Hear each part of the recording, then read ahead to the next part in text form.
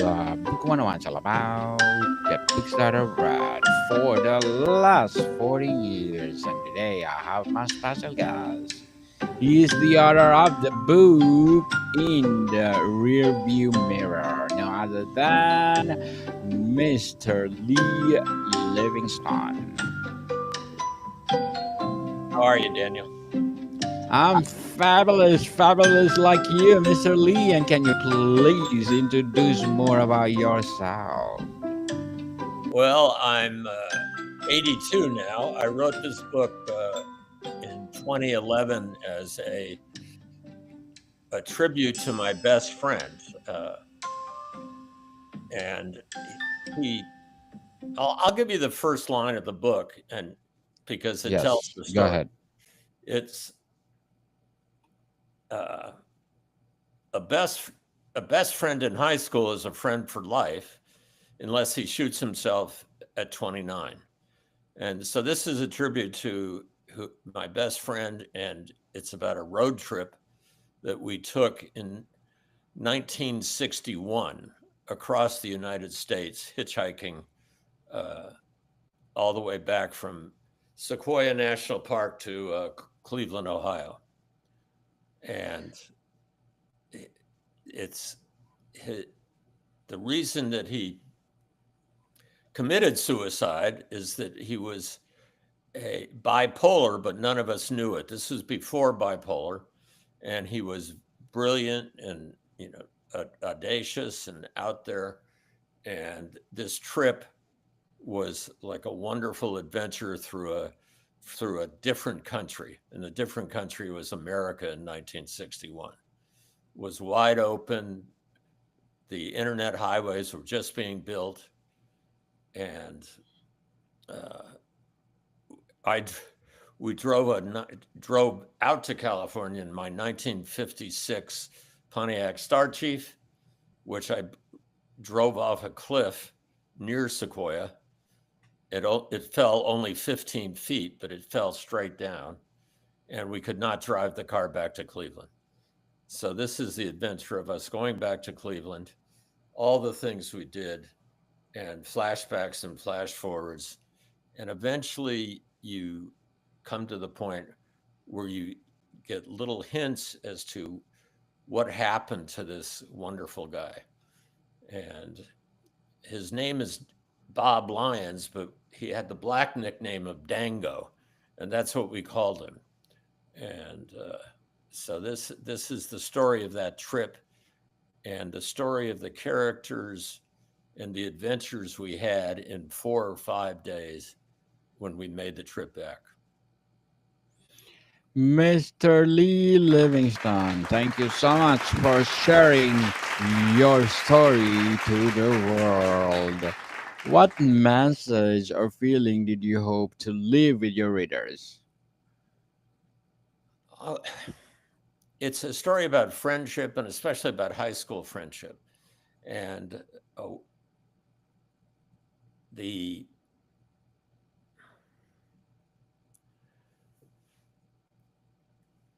the era of 1961 and how totally open and different it was from today.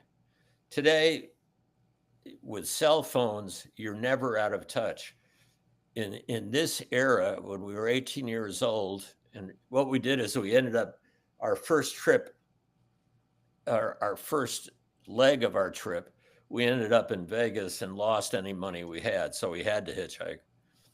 But these are two boys, 18-year-olds, middle class, white upper middle class, in an era before racial strife.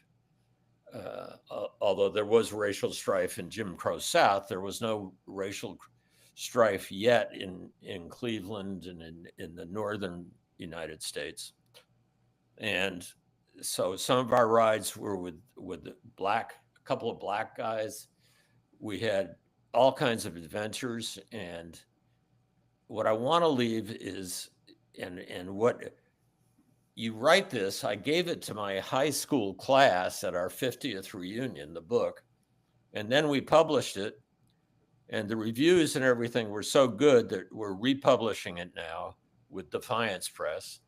and and what I'm finding out is that there's so much, in the reviews, there's so much more to the book than what I did. It was a tribute to my best friend, but you learn about friendship in the 1960s. You learn about how open people were in the 1960s and how open the country. The roads, there was very little traffic. The new freeways you could get on, and it's what I found out is that people, find out there's all kinds of things in here that people are in tune to. Uh, the, the the friendship, the the the way America was, the openness of people when they talk to you would pick us up, and we'd learn their life stories. One family that picked us up was actually, there were five of them in the car. It was an old beat up Plymouth, and they took us oh like 300 miles in this old beat up Plymouth with the kids, and we would play with the kids and tell stories, and they told us that they were leaving their farm, that had failed, and they were going back to their family in Connecticut. And the openness and what they shared with us, the food, uh, and this family probably had no money at all. Whereas in another guy that picked us up was a guy that had struck it rich in the oil fields in a 1961 Cadillac Eldorado with all kinds. He had a TV in the car. He had his in-law, his common law wife, and he uh, gave us a whole rundown on his philosophy of life, which was he made this money. He was now getting into motorcycle assembly, had bought an assembly plant in Compton, California, and was also had porn magazine stores, and he was making money that way. Made all kinds of money. He hated the police. He was the nicest guy, and his in-law wife sort of took a liking to Dango, and that's almost got us in a little trouble, but didn't. But he had also been in Leavenworth, for God's sake. So that's the extremes of the people we met were fantastic. Uh, it also tells a lot about Cleveland, Ohio, which I don't know if you know this, but at one time, Cleveland, Ohio was the richest city in the United States about the turn of last century maybe into the 20s, because Rockefeller started in Cleveland, right? Cleveland had steel refineries and was booming, and they built Shaker Heights and Cleveland Heights, two of the most beautiful suburbs. And but in 1961, it was the biggest. It was a wonderful black city, but it was segregated. Basically, it was an economic segregation. But the relationships between two prep school boys, two 18-year-olds, middle class. I mean, we would go down to downtown Cleveland, and we'd go into their clubs and share their music and bring our dates down from the Shaker Heights and Cleveland Heights. And so this was before the riots, before JFK got killed.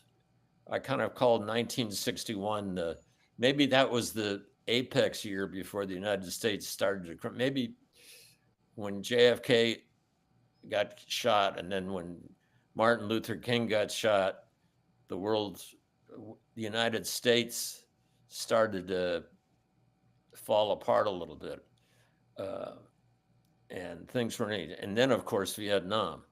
So this is all before that. This is in the 3 years or 4 years before that this trip took place. And with flashbacks and flash forwards, it tells a little bit of the story of this character, Dango, who was my best friend, and how we lived and how he struggled with his problem. And what you find out is that it would it would affect him when he drank and what happened to him in college and things. So it's really a look at the early 1960s in Cleveland, when America was in terrific shape, and before Vietnam, before JFK got shot, and I don't know. That's what I would love people to get out of this, is what America was like and what this character, this wonderful character, was like. Mr. Lee, do you see the book more as a journey of regret, growth, or reconciliation? Oh, it's definitely a journey of growth.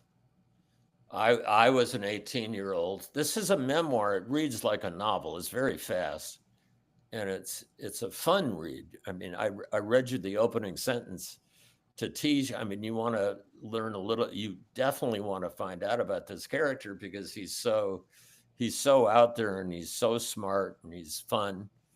And I was, in a sense, I'm the documentarian, but in his traveling across country, we just we see so much, do so much, hop a train. It's all the stuff you think. But this is a journey of growth for both of us because we're both 18 and had never really seen America before. This is eye opening into America and into our growing up. And I'm not sure we totally grew up, but it certainly opened our eyes a lot. Mr. Lee, how do the characters in the story confront their past? And does everyone find peace? To, this is in a sense a middle class heroic story. I mean, this is not, neither one of us were poor or we were middle class white boys, without a care in the world, and we go out there and all of a sudden we're thrown into hitchhiking across country, and it's a wonderful eye-opening experience. And so it's a road story, like many road stories, like Kerouac a little, I guess, and on the road, except we're not smoking pot and going places. This is not a downer like his story. This is an upper. Uh, Even though Danga, this wonderful character, ends up finding the only way he finds peace, and that's because a lot of us, it wasn't as well known then about bipolar diseases. So Dango, when he turns 29, is doing very well and living a terrific life. But at some point in bipolar, there's black holes for bipolar people, and if they don't see it, or if they don't find it till it's too late, they they tend to commit suicide. It's this in this case he did, but it's this is I don't want this to be a downer story, because the story of these years is fun, and it's upper, and it's terrific. And bipolar people are very smart, and their mood swings are incredibly, and in this case, are it it got him. What was the most emotionally challenging scene for you to write? The whole book, because I mean, this is a story. If I didn't write it until I was 68 or 70, and so this was a catharsis for me. This was my high school best friend, and I left Cleveland, which I love Cleveland and Shaker Heights. Anybody that lives in Cleveland should buy this book just for the memories of Cleveland in the 60s. But I lived then I went to California. And then once he committed suicide, I didn't make any connections back with Cleveland again until my high school, my 50th high school reunion in uh, 2011. And that's when I wrote the book, and that's when I gave it to my high school buddies. And, they all wanted me to publish it. And so I did. And it's gotten great reviews. It won the Beverly Hills Book Award. But the whole writing of the book was cathartic in the sense that I got to say goodbye to him and to realize sort of how close the friendship was and how wonderful it was. Indeed. So, how did the relationships in the book evolve when the past comes back into the view? It, how does it evolve? It's interesting. I mean, it evolved. It started when we were maybe 13 in junior high school. There's even a story about that when we used to ride bikes through. There's a flashback about that. We we were kind of wild boys for and we rode our bikes through uh, Lakeside uh, Cemetery, which is a huge cemetery in Cleveland, and it's it's between the Heights and the downtown city, and it's a hill, and you can race your bikes through it. And so that's when we first met, and that was the first time he stayed overnight at my house. And then we were friends until we graduated high school, and then we kept in touch, met a couple of times, and that's in the book. But the friendship stayed until till the end. And I don't think at the end I was, you know, I didn't know anything about his sickness, and I didn't help him. So we were both 29, and I was married and into my own, you know, I became a creative director in advertising, and he was in stocks and bonds. So we would contact, but he actually came to California, and we met a couple of times, but I didn't see it, and I didn't help him. That's for sure. In those last years, and something became too dark, and he said goodbye. So, Mr. Lee, how long did it take to write this book? And did your perspective shift during the process? Did my what? Did, Did your perspective shift during the process? it did. It did. I guess it took me a year and a half to write the book, and it's it. As I said, it was cathartic, and I got it out, and but it really reflects the two boys and the lives that take place in the early 60s. And it by hitchhiking across country, we see so much of the country that was, if you think about it now and you look at the country now, the country in 1961 was still brand new. I mean, the Second World War had been over. I was in a sense, not even uh, a boomer. I was a war baby. So we were wild, and we got out into the world. 61, the 50s, which were very staid, were over. My high school experience in the 50s was, I mean, compared to high school now, I'm sure it was like puritanical almost. But it the writing of the book was terrific, and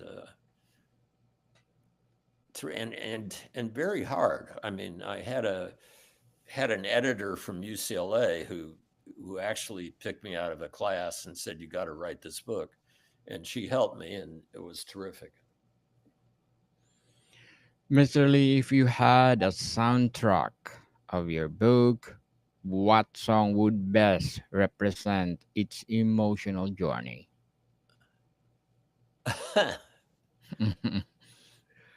uh, Bob Seger's song Yes. Against the Wind." Uh, in fact, I cite it in the book, but I wish I didn't know now what I didn't know then, and just it's about him. And I wish I had known then, about his sickness, so I could have helped this terrific guy.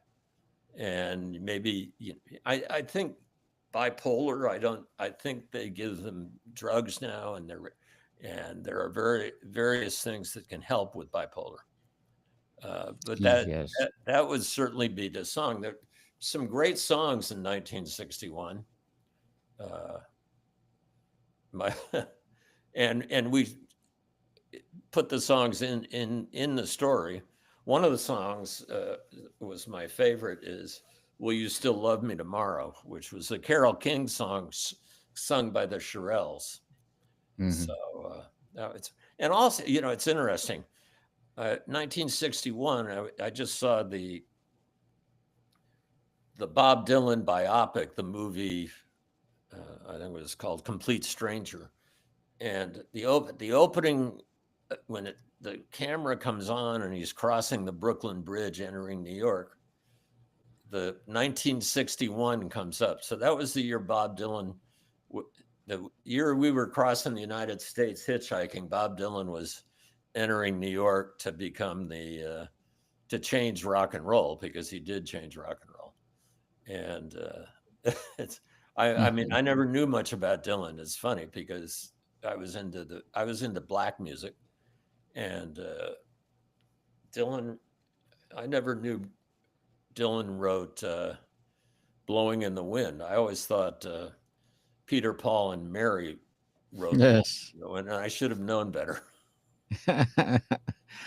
So, So, Mr. Lee, before we wrap up our discussion for today, I'm inviting you to please do listen to my other podcast, Abstract Essay in its fifth season, Abstract Poetry in the second season, and of course, Book 101 Review in its fifth season, People, Comedy okay. 101 in second season, Food 101 in the fifth season, and Geography 101 in the third season, as well as Love Letters and my baby podcast, Mental Health 101 and Movie 101 Review in its third season, as well as my Music 101. Please do listen to them wherever you listen your podcast. So, Mr. Lee, what do you hope readers carry with them after they close the final page? Well, I don't know about that, but I better give you I would love to give you the website where you can see a whole map of the trip and and and read about it. And that's openroads1961.com. And you get to take a look at the book and do a little you know, do a little traveling back to those years. Indeed, Mr. Lee Livingston. Thank you so much for sharing in the rearview mirror to the world. So, can you please invite our listeners to support your book? Oh, thank you. Yes. So, where they can buy in the rearview mirror? Right now, it's just coming. It's just been republished, so you can get it at openroads1961.com and Amazon right now. Uh, but it'll be in bookstores shortly. Yes, people, let's support Mr. Lee Livingston because if you support him, more and more and more empowering stories to come. So, Mr. Lee, thank you so much for your time. All right. Thank you, Daniel, for having me. You are most welcome and more to come, people. See you soon.